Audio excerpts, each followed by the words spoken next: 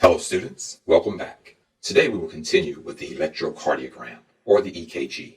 This is a visual representation of the electrical activity of the heart. In order to explain the events that take place, we will need to draw several cross-sections of the heart showing the myocardium. For the sake of clarity, we will number and color code these 6 hearts.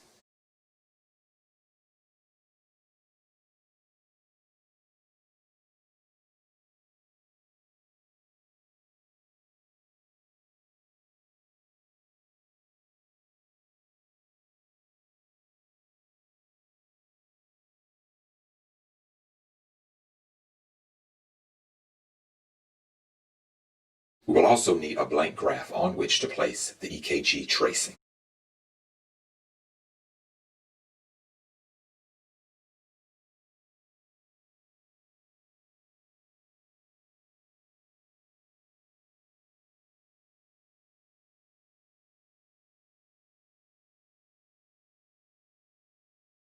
We will first show the electrical events that take place in the heart. Then we will represent these electrical events on the electrocardiogram. We will represent depolarization as a red color and repolarization as a green color. In step 1, atrial depolarization begins.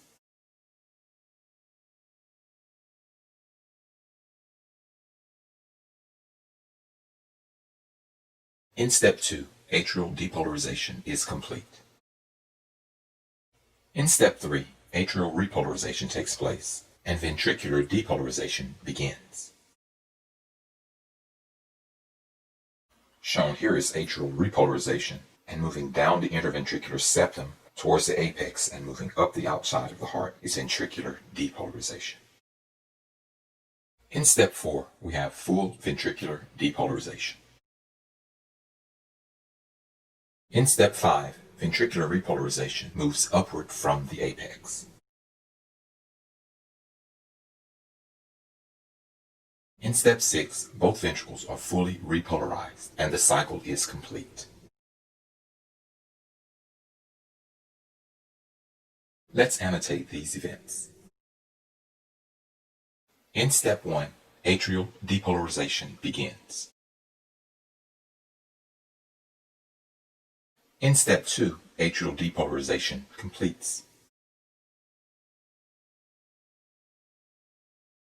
There are 2 events that take place in step 3. The first is atrial repolarization, and the second is the beginning of ventricular depolarization.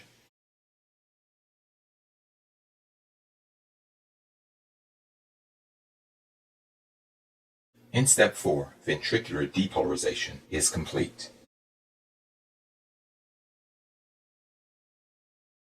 In step 5, ventricular repolarization begins at the apex.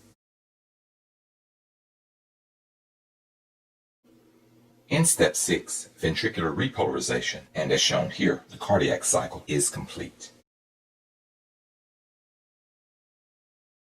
Now, we will take the electrical events that are on the heart and represent them on the graph. Rather than showing event number 1 first, we'll show the completion of the cycle first, and that is represented with number 6. Shown here is the electrical activity for the completion of ventricular repolarization. Now let's represent number 1. Here we have a wave of atrial depolarization in the direction of the apex. In step number 2, we have completion of atrial depolarization. Let's label the 3 events we have so far.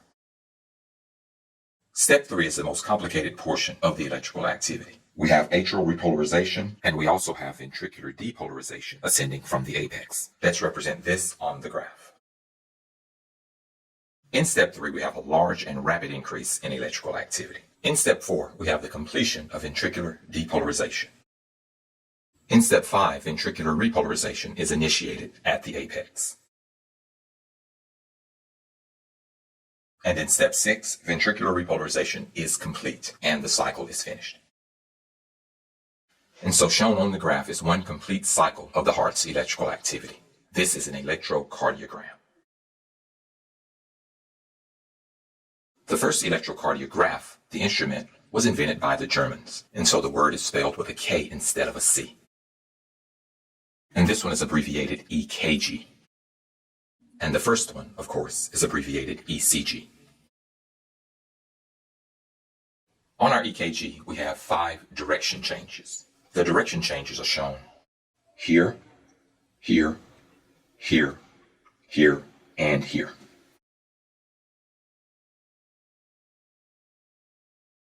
Indicated here are 5 direction changes.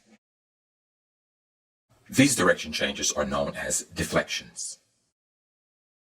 2 of these deflections are broad, shown here, and the 3 deflections associated with step number 3 in purple are all sharp. The broad deflections are called waves. Each of these deflections is given a label. These labels are somewhat arbitrary.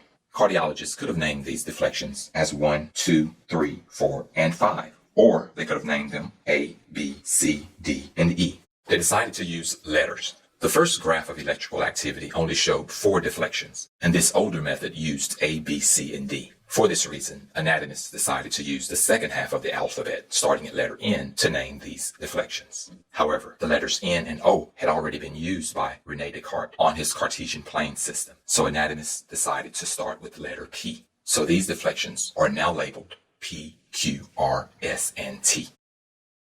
And as I've indicated before, the 2 waves are broad. And so we have the P wave here and the T wave here. An entire cardiac cycle takes about 0.8 seconds. This gives a normal heart rate of 75 beats per minute. Let's show under this graph where the atria and the ventricles contract. Remember, contraction will occur only after the electrical events. In step 1, we have the beginning of atrial depolarization. Atrial contraction begins in the middle of step 1. And atrial contraction is complete during step 2. Let's next look at ventricular contraction. There's a mistake here. This should be ventricular depolarization. Ventricular depolarization ascends from the apex. Let's make this correction. Ventricular depolarization begins in step 3 and it ascends from the apex. Ventricular depolarization begins here, and ventricular contraction will occur about 1/10 of a second later, here. Ventricular depolarization is complete in step 4, and ventricular contraction is complete at the end of step 4. And so atrial contraction is complete at the end of step 2, and ventricular contraction is complete at the end of step 4. Let's represent these contractions on the hearts themselves. And so represented here is atrial contraction, which takes place at the end of step 2, after the completion of atrial depolarization. Ventricular contraction is complete at the end of step 4, and so let's represent that on the heart for step 4. And so represented here is ventricular contraction, which takes place at the end of step 4, after the completion of ventricular depolarization. Please keep in mind that the electrocardiogram, the EKG, says nothing about contraction. It only shows the electrical events that take place in the heart. Let's review the information in this lecture. In step 1 here, we have atrial depolarization. That is shown here as the P wave. In step 2, we have atrial depolarization complete. That's shown here. In step 3, we have 2 events that take place: atrial repolarization and ventricular depolarization, which begins at the apex and ascends the heart on the outside. That complex electrical signature is shown here as the QRS complex. In step 4, we have ventricular depolarization complete. That's shown here. In step 5, we have ventricular repolarization beginning at the apex and ascending upward. That's shown here as the T wave. And in step 6, ventricular repolarization is complete, and this completes the heart cycle. An entire heart cycle takes approximately 0.8 seconds, which comes to about 75 heartbeats per minute. We've represented atrial contraction at the end of step 2, and we've represented ventricular contraction at the end of step 4. And so this completes our discussion of the EKG, or the electrocardiogram, and it also completes this lecture. I hope that you've learned a lot.